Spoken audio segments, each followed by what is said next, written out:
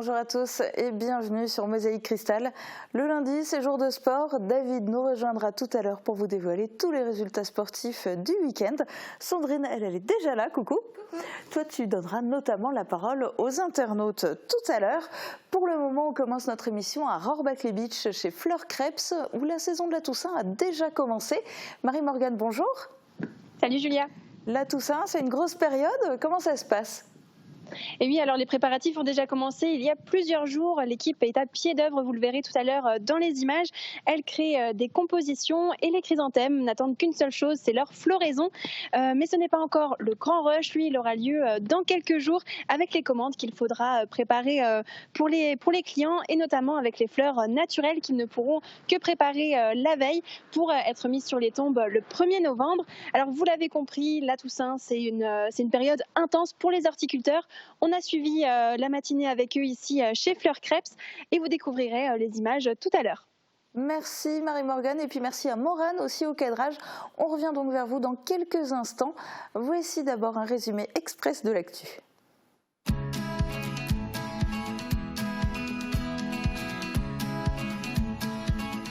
Des activités pour tous les goûts, c'est à Airtrix chez Best. Après 4 longues années de chantier, l'EHPAD Les Myosotis à Beach a enfin fait peau neuve. Avec un coût de 8,5 millions d'euros, la structure a pu s'agrandir, se rénover et se moderniser. Vendredi, elle a été inaugurée en présence de la nouvelle directrice et des élus. Parmi les changements, une extension de 1500 mètres carrés, 4 chambres supplémentaires et l'installation d'un rail de transfert pour soulever les personnes âgées. Nouvelle manifestation de la communauté kurde à Strasbourg. Samedi, plus de 800 personnes se sont rassemblées pour soutenir les Kurdes de Syrie et dénoncer l'offensive turque dans le nord du pays. La mobilisation a connu quelques tensions, notamment des échanges de coups. Cette saison, le Sarreguemines Football Club est sorti de la Coupe de France par la petite porte. L'aventure s'est arrêtée de manière prématurée samedi à domicile contre le CA Boulay, qui évolue pourtant une division en dessous des faïenciers. Largement battus dans les duels, les hommes de Sébastien Meyer ont perdu 2-0. Près de 1200 participants contre le cancer. Ce dimanche avait lieu la 6e édition de la Beachoise, 10 km pour les coureurs et 6 km pour les marcheurs.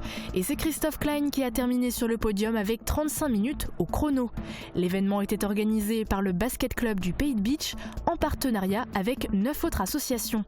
Tous les bénéfices seront reversés à la Ligue contre le cancer. Toujours pour la bonne cause, c'était la 4e édition d'Aquarose à Beach. De nombreuses animations étaient proposées et divers objets étaient en vente.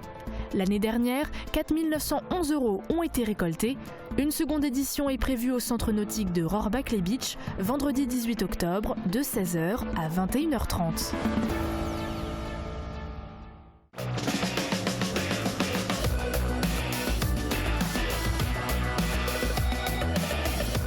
La médiathèque de l'Agglo, l'innovation au service de la culture. Et profitez bien de cette belle journée, ça ne va malheureusement pas durer. Sandrine vous détaille les prévisions de Météo France pour demain. Avec le Crédit Mutuel, partenaire des grands événements sportifs.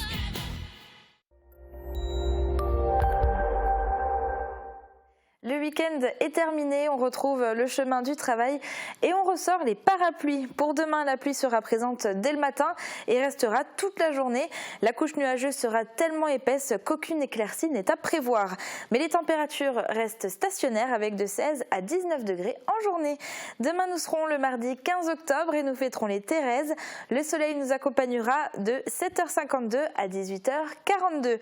Et l'automne est bien là, aucun doute, les arbres commencent déjà à changer de couleur, comme on peut le voir sur cette photo prise aux abords du jardin des faïenceries à Sarreguemines par Jean-Claude. Merci à lui et si vous aussi vous voulez nous envoyer vos photos, écrivez-nous par mail à cette adresse ou alors sur notre page Facebook.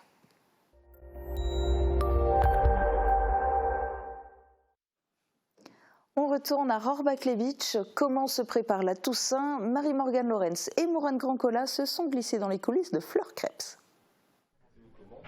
14 octobre, les chrysanthèmes et les arrangements sont mis en avant chez les fleuristes et les horticulteurs. Dans quelques jours, il y aura la Toussaint, une période importante pour ce secteur d'activité. Chez Fleur Crêpes à Rohrbach-les-Bitches, en plus des 8 employés, 3 saisonniers sont embauchés pour aider l'équipe avant la fête des morts. Donc là, je suis recrutée pour la saison de la Toussaint. Donc c'est une période de forte activité et nous préparons donc beaucoup de coupes pour les marchés et pour la Toussaint. Donc tout ce qui est un peu coupe et panier garni, tout ce qui ira sur les tombes en principe. Les chrysanthèmes restent le symbole de la Toussaint. La floraison se fait en général après cette fête.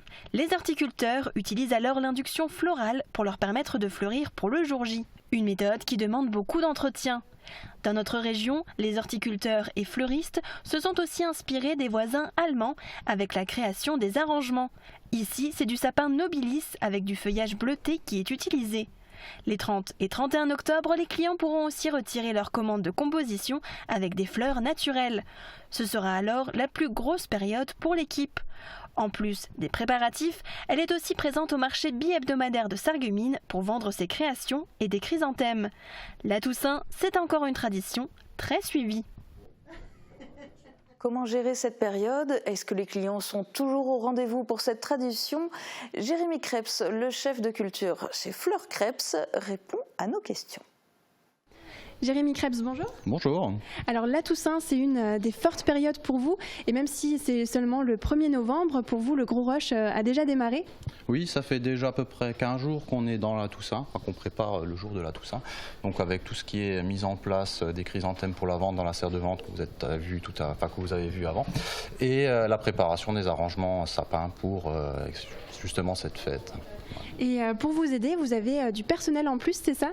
Oui, donc on embauche quelques saisonniers en plus parce que la charge de travail devient trop importante pour que l'entreprise familiale qu'on est puisse tout faire. Et donc elles sont là toute la période pour la Toussaint, c'est ça? Oui, elles sont là jusqu'à la Toussaint, donc elles arrêtent le 31 octobre. Ok. Et est-ce que la Toussaint, c'est encore une tradition qui perdure? Est-ce que vous remarquez du changement par rapport à votre clientèle? Au niveau de la clientèle, on va dire qu'il y a eu une évolution. Il y a quelques années, c'était plus le chrysanthème dirigé, comme ceux qui sont derrière moi, donc la grosse fleur qui se vendait. C'est quelque chose qui diminue un petit peu, mais qui reste encore à la mode. Donc après ça, on a eu une augmentation de la vente de tout ce qui est le chrysanthème pomponnette, donc les petites fleurs qui sont plus résistantes par rapport au froid. Et suivant les températures, quand il fait très très froid pendant la saison, c'est tout ce qui est article sapin qui se vend le mieux.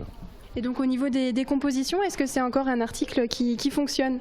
Chez nous, oui, c'est un article qui fonctionne très bien. Et la tradition vient d'Allemagne, donc du coup, comme on est très proche de ce pays, on a encore quelque chose qui est très ancré au niveau de la vente de ces arrangements. Les résidents peuvent enfin souffler. L'EHPAD Les Myosotis à Bitches a un nouveau visage après 4 longues années de chantier durant lesquelles la vie n'était pas facile. La structure a subi des travaux d'extension, de rénovation et de modernisation. L'inauguration officielle vient d'avoir lieu en présence des élus et de la nouvelle directrice Isabelle Kuntz. Thibaut Desmerlet a visité les lieux. La fin d'une aventure et un nouveau commencement pour le personnel et les résidents de la maison de retraite Les Myosotis. Après le traditionnel coupé de ruban, la nouvelle personne en charge des lieux, Isabelle Kuntz, a continué l'inauguration avec une visite. En plus d'une nouvelle extension de 1500 m², la structure a été rénovée et modernisée. 4 chambres supplémentaires ont été installées pour un total de 69 places. Des sections ont été déménagées, comme le pôle d'activité et de soins adaptés, qui stimule les personnes âgées avec des ateliers. Et des nouvelles salles ont vu le jour, comme la salle de thérapie. Près de 8,5 millions d'euros ont été nécessaires pour en arriver là. Un chantier monumental. Si vous avez un appartement et puis que vous cassez toute votre cuisine et toute votre salle de bain, vous êtes à peu près dans le stade à petite échelle de ceux que nous avons vécu à grande échelle. Les résidents pourront bénéficier désormais d'un buffet complet pour le petit déjeuner. Les salles d'eau ont été aménagées pour pouvoir accueillir des personnes handicapées. Des kitchenettes ont été installées à chaque étage, mais l'une des améliorations à sa valeur, des rails de transfert ont été positionnés au-dessus des lits pour permettre au personnel de mieux soulever les personnes âgées. Un confort mérité après des années de chambardement. De la poussière, beaucoup de poussière, des murs qui sont tombés, un marteau-piqueur qui piquait, des petites machines là, qui montaient les escaliers pour croquer des murs, il n'y avait plus de fenêtres, il n'y avait plus de balcons, il n'y avait plus de chauffage, il n'y avait plus d'électricité. Avec ces nouveaux équipements, l'équipe compte bien faire vivre dignement nos anciens et relever le défi d'une population qui vit de plus en plus longtemps. L'ensemble du week-end a été riche en événements. Fête de la pomme à Wolminster et du potiron à Puttelange, nouveau chef pour les pompiers de Woustviller, concert ou encore badminton pour les seniors. Voici le résumé en images. Nouveau chef de centre à Woustviller, le caporal-chef Vincent Baumann, à 36 ans, exerce la profession de surveillant pénitentiaire. Originaire de la commune, il porte l'uniforme depuis bientôt 11 ans. Déjà le 4e centre d'intervention pour lui, mais première prise de commandement. Il succède au lieutenant Joseph Veda. Actuellement, ils ne sont que 7 à la caserne, mais le nouveau chef de centre espère recruter pour pouvoir intervenir plus régulièrement. Du rose absolument partout. Et il y avait bien une raison. Les centres nautiques du Pays du Beach lancent à nouveau 2 événements au profit de la lutte contre le cancer. Le premier Aquarose s'est déroulé dans la piscine de Beach. Pour l'Octobre Rose de cette année, nombre de baigneurs se sont jetés à l'eau pour la bonne cause. Et le programme était sportif. Aquabike, aquagym, aquaboxing, aquapalming et j'en passe, bref, il y avait de quoi faire.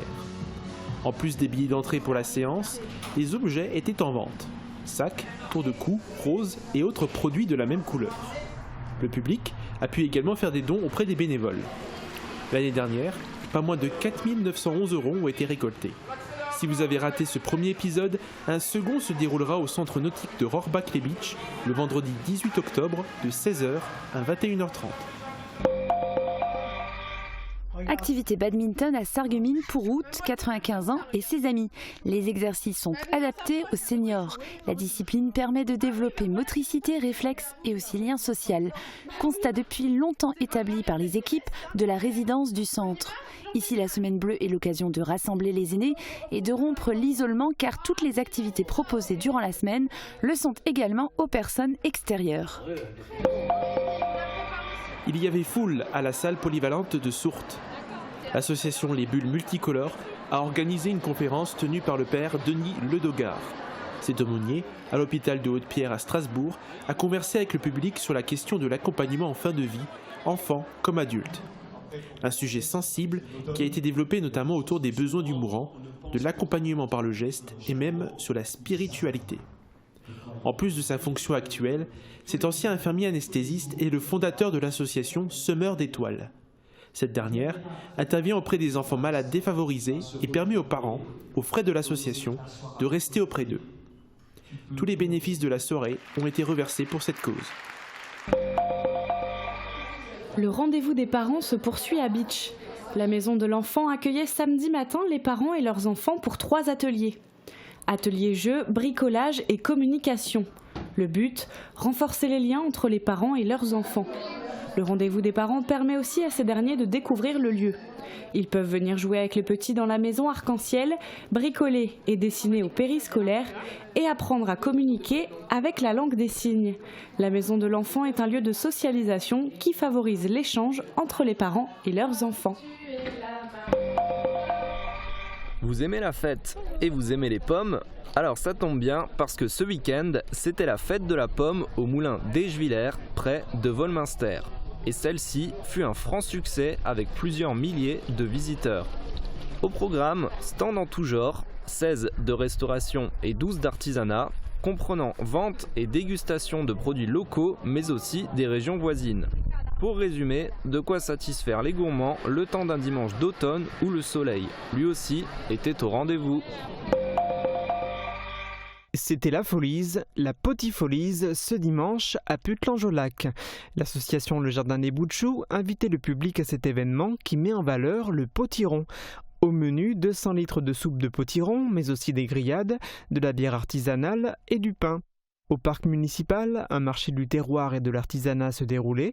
On retrouvait les articles de 39 exposants, dont 2 allemands, des artisans de différents horizons, horticulteurs, pépiniéristes, potiers ou encore vanniers. C'était la 5e édition des Potifolies, une manifestation prévue pour nous faire aimer l'automne. Chaque année, depuis 31 ans, les artistes ont rendez-vous à Wieswiller. Ce dimanche après-midi à la salle polyvalente, les visiteurs pouvaient découvrir les œuvres de plus de 50 peintres sculpteurs de la région, français et allemands. La mixité était à l'honneur puisqu'il y avait des débutants et des confirmés, mais aussi des artistes qui n'avaient jamais exposé à Wieswiller, ainsi que d'autres habitués présents presque chaque année à cet événement. Tous en chœur à Artopie. L'association culturelle de Meisenthal a ouvert ses portes ce week-end pour un stage de Circle Song. Le Circle Song, c'est le fait de chanter en groupe dans un cercle. Plus le cercle est fermé, plus les voix sont homogènes.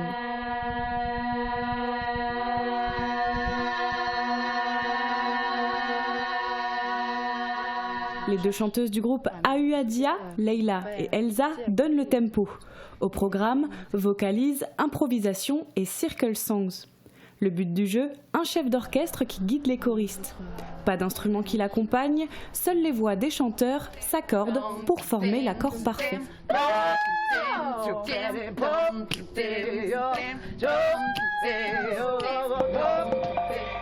Samedi soir, l'association de théâtre Clin d'œil présentait sa nouvelle création baptisée Pluriel à Urbach au café chez René. Une pièce portée par 4 actrices présentant un mélange d'émotions entre humour, tristesse et joie, et faisant apparaître différentes facettes de la personnalité féminine. Le tout enveloppé de références à des textes fondateurs et d'autres plus populaires, allant de la biographie de Calamity Jane jusqu'à la Déclaration des droits de la femme. C'est presque maladif, la timidité. Les picotements dans le cou, les frissons à fleur de peau, ça fait partie de ton corps, la timidité. L'Élysire d'Amore, Élixir d'amour. C'est un opéra de Gaetano Donizetti proposé par le Rotary Club de Sarreguemines. L'intrigue se passe sur un plateau de cinéma. Le réalisateur Nemorino est amoureux d'Adina, une actrice qui doit jouer dans son prochain film. Mais un autre acteur la demande en mariage. Pour avoir toutes ses chances, Nemorino veut alors obtenir un filtre d'amour et exprimer enfin ses sentiments. L'élixir aura-t-il l'effet escompté? Qui va-t-elle choisir? Une chose est sûre, de nombreuses péripéties attendent les protagonistes.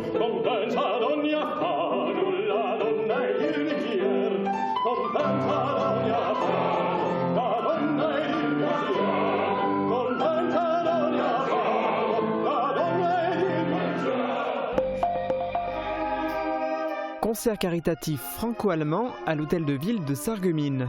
Avec la participation de la municipalité, le Saarwind Orchestra et l'Harmonie municipale de Sarreguemines ont proposé un concert au bénéfice de l'AFAEI, l'association familiale d'aide aux enfants inadaptés.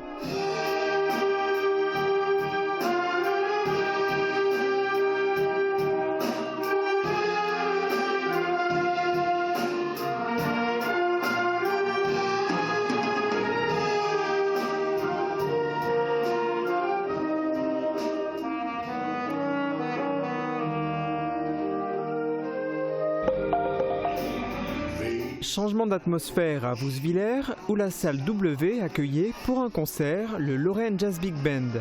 Cet ensemble composé d'une vingtaine de musiciens européens s'inscrit dans la pure tradition des grandes formations de jazz et propose un répertoire varié.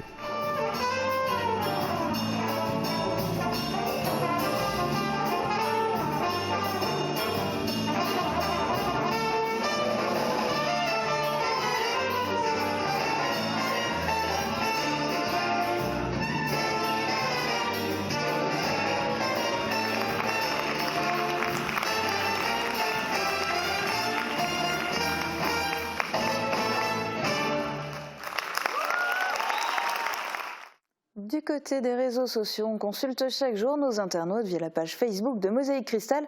Aujourd'hui, le thème, c'est la reconnaissance faciale.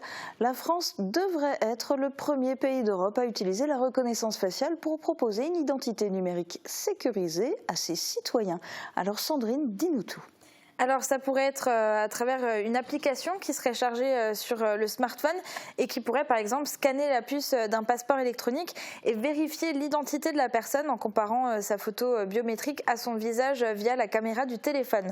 Alors après ces quelques explications, j'ai demandé à nos internautes ce qu'ils pensaient de ce système et sur plus de 300 votants, il y a 69% d'entre eux qui sont contre et 31% qui pensent que c'est une bonne idée.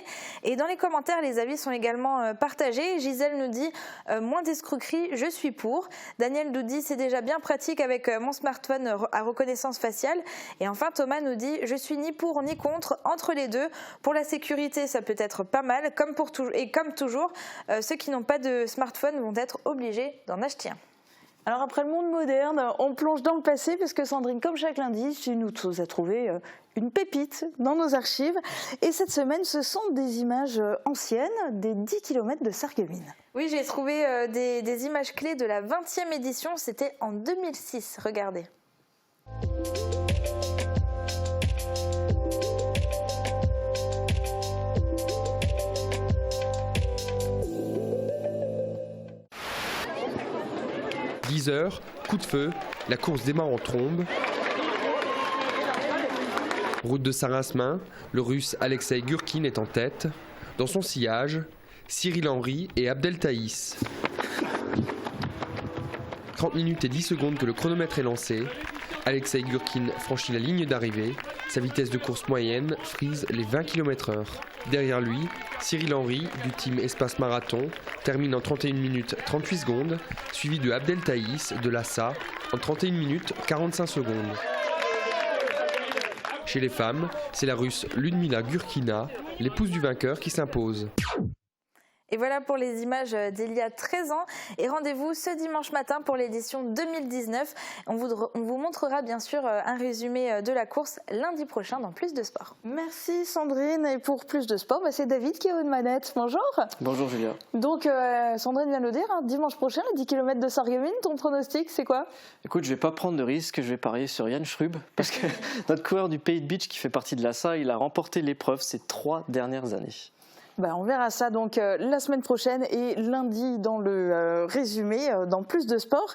Mais aujourd'hui, il y a une autre course que tu vas nous proposer en images. Oui, c'était ce week-end, c'était la Beachoise. On va en parler dans un instant. Ce sera le premier reportage de Plus de Sport. Et puis, on va parler également de foot. On fera le point sur le foot. Ok, du basket aussi ? Il y a du basket, effectivement. Mon invité, c'est Gabriel Wagner, le président du basket club du Pays de Beach. Super, donc un programme varié. Merci David, on découvre ça tout de suite dans Plus de Sport.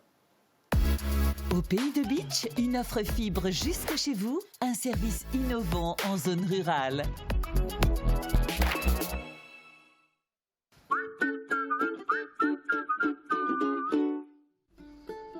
En octobre, Avec Santé se met au rose. Toute l'équipe participe à l'opération Octobre Rose, en soutien à toutes les femmes qui luttent contre un cancer du sein. Tout le mois, une réduction de 20% sera appliquée sur notre gamme de lingerie adaptée. Nous proposons aussi des prothèses mammaires ainsi que des soins pour la chimiothérapie. AVS Santé, notre métier, vous accompagner. Fleur Crêpes à Rohrbach-les-Beach, c'est l'excellence pour vos fleurs. Sous nos serres, découvrez un large choix de fleurs et plantes pour la décoration de vos jardins, balcons et balconnières. Nos chrysanthèmes vous attendent pour passer une belle Toussaint. Choisissez le meilleur pour vos fleurs, choisissez Fleur Crêpes. À l'Intermarché des faïenceries, c'est la passion du frais qui prime. Votre magasin défend l'art du fait maison et met l'accent sur une production française et même locale. Avec ses arrivages quotidiens, le poissonnier guidera vos choix culinaires. Les amoureux du terroir goûteront nos fromages AOP, sans parler de la sélection de notre équipe boucherie, le bœuf AOP charolais ou le porc Label Rouge, le tout travaillé de façon artisanale. Intermarché des faïenceries, la passion du frais.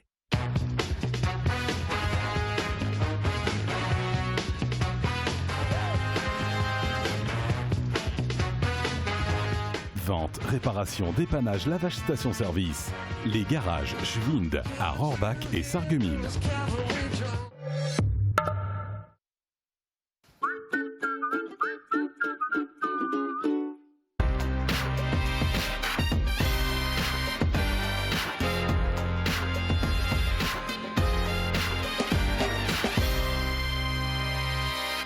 Bonjour Bonjour à toutes et à tous, bienvenue dans Plus de Sport. L'heure est à la course. Hier, c'était la 6e édition de la Beachoise. La compétition a attiré plus de 1180 participants, un parcours de 10 km pour les coureurs et 6 km pour les marcheurs. Morane Grandcola était sur place.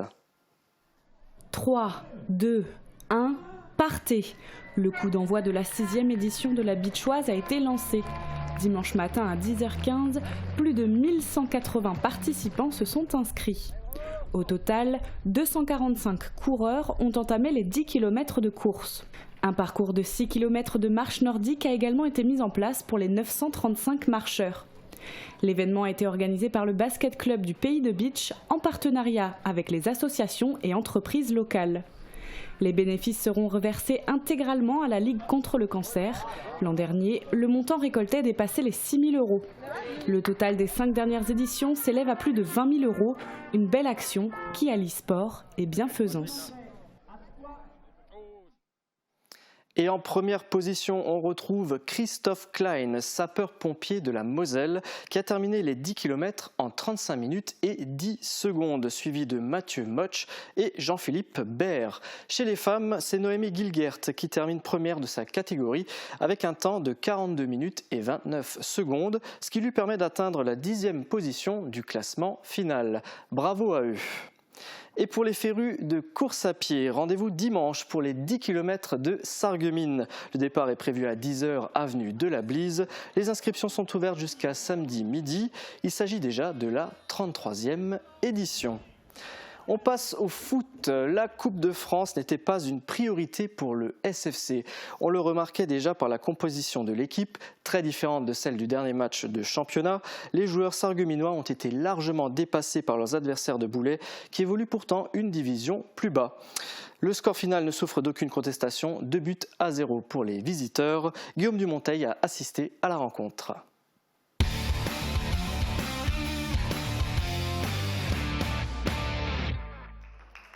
Un match à oublier pour le SFC qui évoluait en blanc à l'occasion de cette rencontre de Coupe de France. Tout est allé un peu de travers lors de ce 5e tour face à Boulay qui évolue en Régional 1 alors que le Sarreguemines Football Club joue en National 3. À l'issue de la rencontre déjà, l'entraîneur sarregueminois regrettait sa composition d'équipe.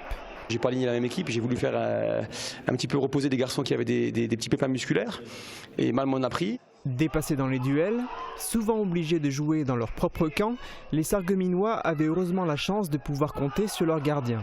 Le tournant du match intervient sans doute à la demi-heure de jeu.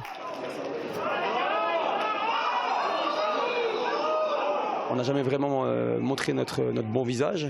Voilà, l'expulsion l'illustre parfaitement. On fait un mauvais choix parce qu'on est trop facile. Et derrière, on fait une faute qui nous pénalise jusqu'à la fin du match, quoi. La première mi-temps se terminait avec une occasion franche de part et d'autre que les attaquants ne parvenaient pas à convertir. Les deux équipes retournaient au vestiaire sur un score nul et vierge, mais les joueurs du SFC n'étaient plus que 10 face à 11 adversaires après l'expulsion de Nicolas Schwartz. Les hommes de Sébastien Meyer débutaient la seconde mi-temps avec de meilleures intentions. Yeroba touchait même du bois. On entame beaucoup mieux la deuxième mi-temps. On se crée une grosse occasion et je pense qu'on est même en train de maîtriser le match. Les Blancs jouaient en effet davantage dans la partie de terrain des joueurs du CA Boulay. Mais attention, nous sommes alors à la 57e minute de jeu.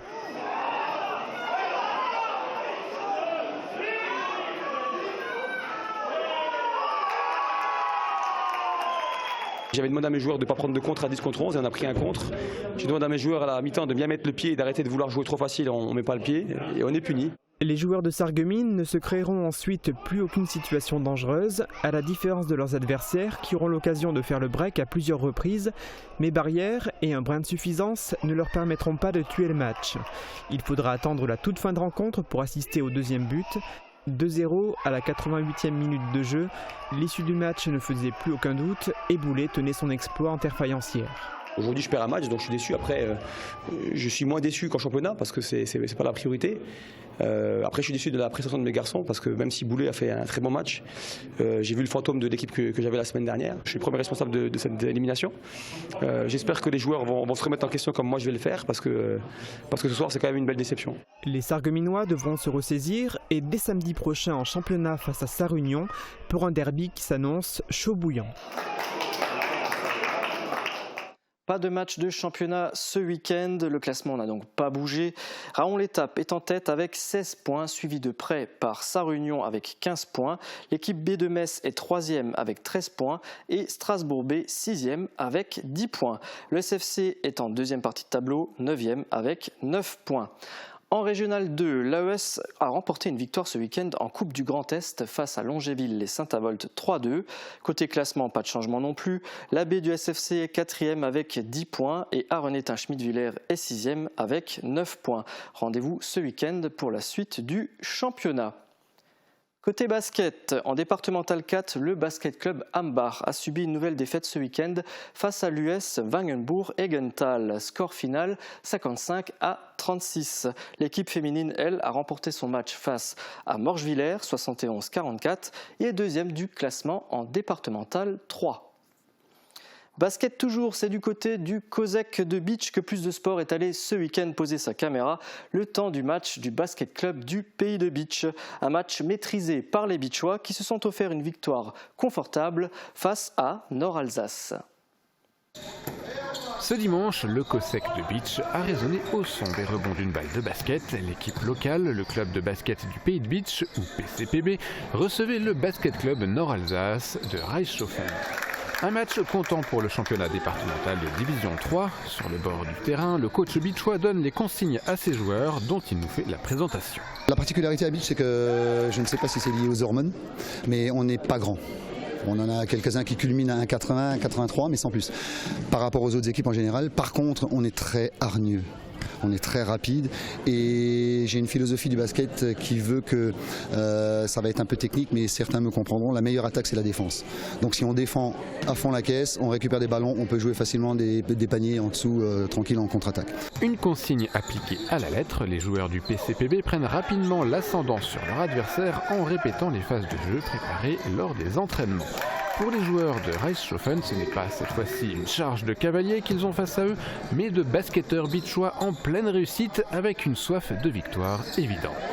C'est un match où on a eu pas mal de réussites, moi également.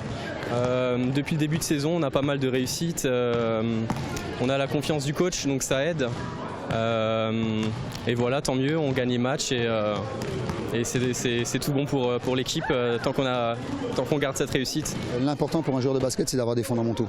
Les fondamentaux, c'est les arrêts corrects, les dribbles corrects, les passes correctes, savoir se positionner correctement sur les terrains. Et ça, c'est notre force. Et du coup, quand les équipes adverses viennent même voir, quand ils arrivent dans le gymnase et voient notre échauffement, ils savent qu'ils ont en face d'eux des jeunes qui ont des fondamentaux acquis. Et c'est sur un score de 94-48 que le PCPB s'impose finalement. Un score logique au vu des performances sur le terrain, mais aussi de la hiérarchie des équipes. L'équipe beachoise est actuellement première de sa poule et évoluait l'an dernier une division au-dessus. Elle s'attend donc à revivre des matchs avec de tels écarts au score final. Des victoires à venir qui demanderont toutefois à rester concentrés sur cet état d'esprit et cet engagement et un travail en entraînement encore et encore.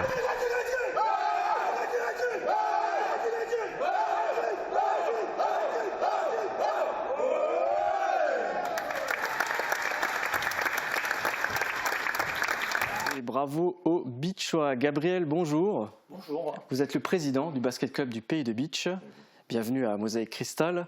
On va parler un petit peu du club si vous le voulez bien. J'aimerais d'abord revenir sur cette rencontre. Donc vous avez battu Nord-Alsace, vous êtes premier du groupe. Est-ce que vous êtes confiant pour la suite ? On est confiant pour la suite. Comme vous l'avez dit dans le reportage, on évoluait l'année dernière au niveau supérieur. Donc notre objectif, c'est la remontée immédiate avec, pourquoi pas, rejoindre les finales départementales et faire champion à ce niveau-là. Quel est le palmarès du club ? Vous disiez vous étiez en D2 l'année dernière. Cette année, vous visez donc à nouveau cette D2 puisque vous êtes en D3. Mais est-ce que vous avez d'autres victoires à votre actif ? Alors on peut noter, l'année dernière, notre équipe senior, malgré la descente, a atteint les finales de la Coupe d'encouragement du Bas-Rhin. Il y a 3 ans, notre équipe senior 2 est allée en finale départementale. Malheureusement, Ils se sont arrêtés au niveau demi-finale. Et dans un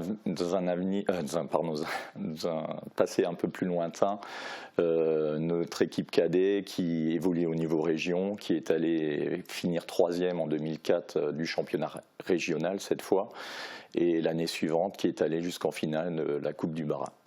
Alors la question que je vais vous poser, je connais déjà la réponse. Est-ce que l'âge d'or du basket club Pays de Beach, vous l'avez déjà connu, vous allez le connaître?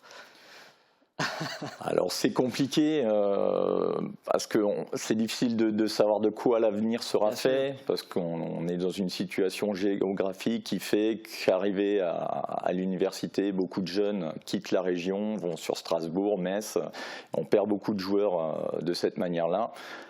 On est là, on a une équipe qui est en place pour former les jeunes et essayer de les amener au meilleur niveau. Et comme le disait John Pirot pendant l'interview, c'est de leur donner les fondamentaux et l'envie de jouer au basket. Alors il y a une particularité à Beach, c'est que vous faites partie des championnats en fait, du Bas-Rhin et non pas de la Moselle. Pourquoi ce choix ? Un choix tout simple, simplement d'un point de vue géographique. Les déplacements sont moins loin au niveau Bas-Rhin qu'au niveau mosellan. Est-ce que le niveau est aussi meilleur? Et le niveau est également meilleur au niveau du Bas-Rhin, donc ça augmente encore le challenge. Alors le BCPB, comme on l'appelle, c'est combien de licenciés, combien d'équipes? Alors cette année, on est un peu plus de 100 licenciés, donc avec 2 équipes seniors. 4 équipes de jeunes, une section de loisirs et une école de basket. Vous n'avez pas d'équipe féminine? Alors, plus d'équipe féminine malheureusement depuis l'année dernière. Comme je vous l'ai expliqué, d'un point de vue études, on a perdu beaucoup de joueuses. Après, il y a une génération qui arrive. On espère pouvoir, d'ici 1 ou 2 ans, pouvoir remettre une équipe en place. Quelle est l'ambiance au sein du club? Parce qu'on parle souvent du foot, le basket peut-être un petit peu moins. À Beach, comment ça se passe? Le basket club de Beach, c'est un club familial, donc où on essaye d'avoir vraiment une ambiance qui permette aux jeunes de se sentir bien, de s'épanouir en pratiquant un sport. Après, vous êtes quand même axé sur la compétition, sur la performance, parce que pour une ville comme Beach, viser la départementale 2, c'est pas rien. C'est une génération qui est actuellement, que je vous parlais des titres de cadet, qui a participé à ces titres-là. Donc oui, on a toujours envie de viser plus haut, de faire briller le basket au niveau local. Alors, le basket club du Pays de Beach, c'est aussi une association. Qui dit association dit des bénévoles, du bénévolat. Vous êtes très actif sur Beach d'ailleurs. La Beachoise, c'est vous ? La Beachoise, c'est nous, oui, au départ, avec le soutien des Roses également, des Roses un espoir. Et cette année, on a essayé d'englober, de faire venir d'autres associations, en espérant qu'il y en ait encore davantage à l'avenir pour vraiment que cette Beachoise soit l'action des associations beachoises contre le cancer. D'ailleurs, vous ne faites pas que la Beachoise, vous participez aux estivales aussi à Beach. Il y a beaucoup de manifestations où vous êtes présent. Beaucoup de manifestations, puisque ce week-end avant la Beachoise, il y avait également les brioches de l'amitié, auxquelles on a participé activement. Notre tournoi qui accueille des équipes régionales, donc un niveau assez élevé qui a toujours lieu début septembre. Et sur le mois de mai, un marché aux puces qui a lieu sur Beach également. Très bien. Alors votre prochaine rencontre de championnat, ça sera contre Shirine le 9 novembre, aussi une équipe du haut du tableau. Vous pensez pouvoir les battre ? Le but, c'est de gagner tous les matchs, de les prendre les uns après les autres et de terminer le plus haut possible. Oui. Alors ce match aura lieu que dans un mois, comment ça se fait ? Alors tout simplement à cause de la trêve due aux vacances scolaires de la Toussaint. Mais il y a toutefois une rencontre qui aura lieu donc dimanche prochain, donc en deuxième tour de Coupe du Crédit Mutuel contre Niederschaffelsheim. Eh bien, écoutez, on vous souhaite le meilleur pour le club, une victoire si possible. Je vous remercie. Merci d'être venu sur le plateau. Un colloque de saut à la perche sans exercice sur un sautoir. Ce samedi à Sarreguemines, une trentaine d'athlètes et d'entraîneurs ont suivi un programme varié qui montrait qu'il est possible de s'entraîner à la discipline du saut à la perche sans équipement spécifique, hormis bien sûr la perche. Un reportage de Guillaume Dumonteil. Allez, serre les jambes. À partir de la catégorie Benjamin, la perche est une discipline proposée aux athlètes en compétition. C'est pourquoi une trentaine de sportifs, parfois très jeunes et d'encadrants, étaient présents à Sarreguemines pour un colloque organisé par l'ASSA avec l'aide du comité départemental d'athlétisme. Ils venaient de Lorraine, d'Alsace et même des Hauts-de-France. Ce colloque est destiné aux entraîneurs et aux athlètes et a surtout pour but de donner aux entraîneurs les clés d'un entraînement, d'une initiation pour les benjamins minimes, donc les 12-16 ans, pour leur permettre d'évoluer en club, d'initier leurs athlètes avec du matériel qui ne serait pas spécifique, donc sans sautoir, sans butoir, avec tout ce qu'on peut trouver sur un stade sans être parfaitement équipé, mais évidemment avec une perche. Effectivement, les pratiquants n'ont pas forcément dans leur club d'athlétisme d'entraîneurs ou de matériel spécifique pour le saut à la perche. Illustration à Sarreguemines, où le Belge Domitien Mestre vient uniquement pour les matchs et pas pour les entraînements. Samedi, lors de ce colloque, il a animé différents ateliers pour montrer qu'il est possible de s'entraîner à la perche sans aller sur un sautoir, en réalisant par exemple des exercices de gainage, d'abdominaux ou encore en manipulant la perche pour se familiariser avec elle et les moyens de l'utiliser.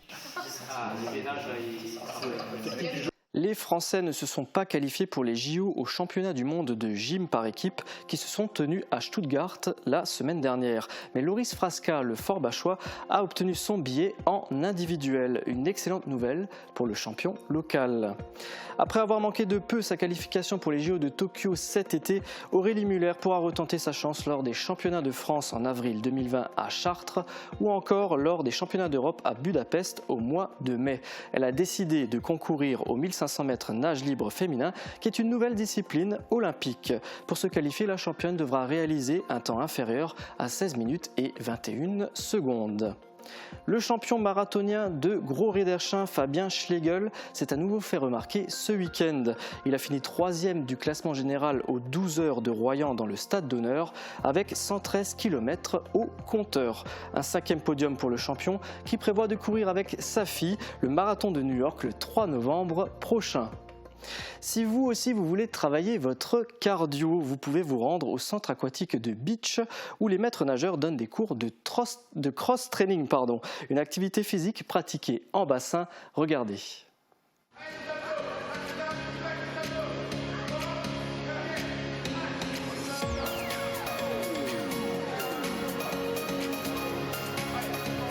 Alors le cross-training, c'est 5 agrès.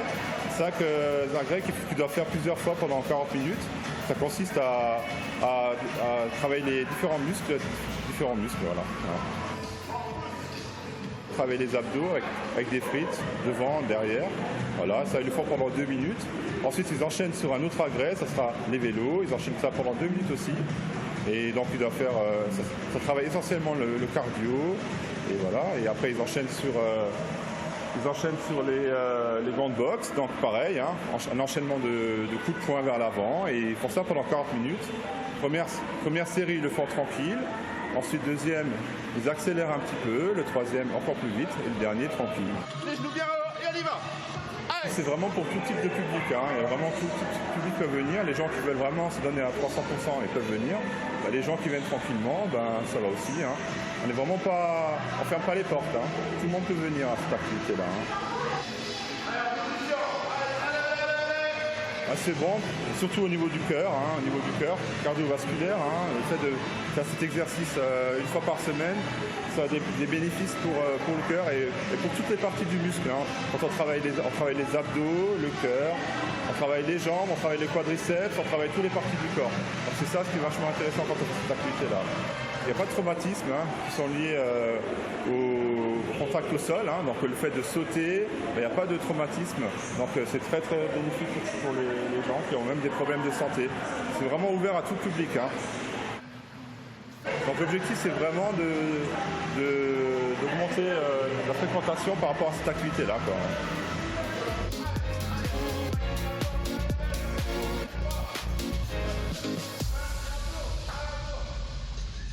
Ce samedi, à Nassweiler en Allemagne, s'est déroulé le Tough Run 2019, une course à obstacles pour celles et ceux qui aiment souffrir, se rouler dans la boue, mais surtout s'amuser. Cette 9e édition a attiré 1200 participants, un reportage de Grégory Sebac pour TV8.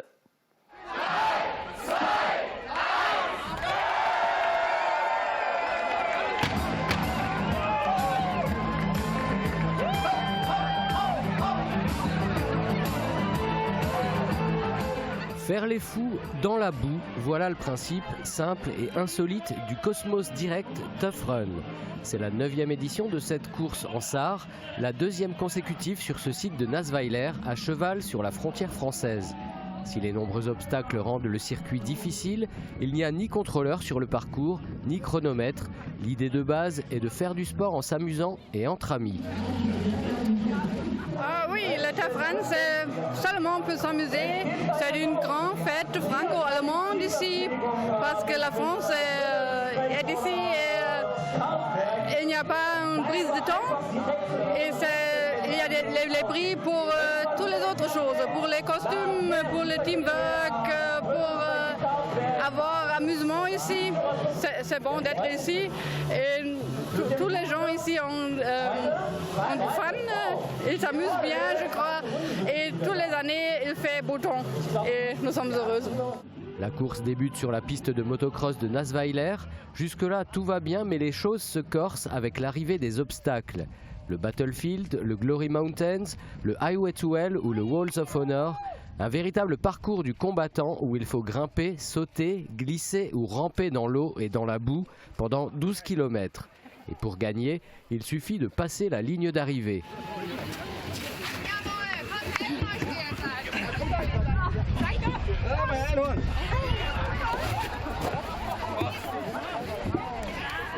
Super geil, super viel Matsch. Macht einfach total viel Spaß, durch den Matsch zu rennen und dreckig zu sein.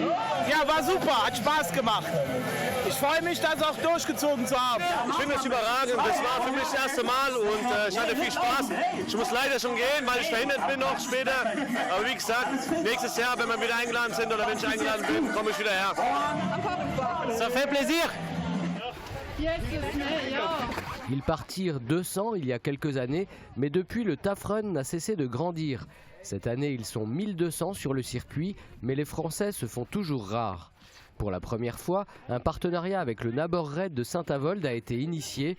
Les organisateurs espèrent ainsi attirer de plus en plus de participants français pour que cet événement gagne en notoriété et devienne dans les années à venir une grande fête franco-allemande. Voilà, c'est déjà la fin de Plus de Sport. Merci de votre fidélité. Rendez-vous demain dès midi pour le 30 minutes. Très belle journée à toutes et à tous.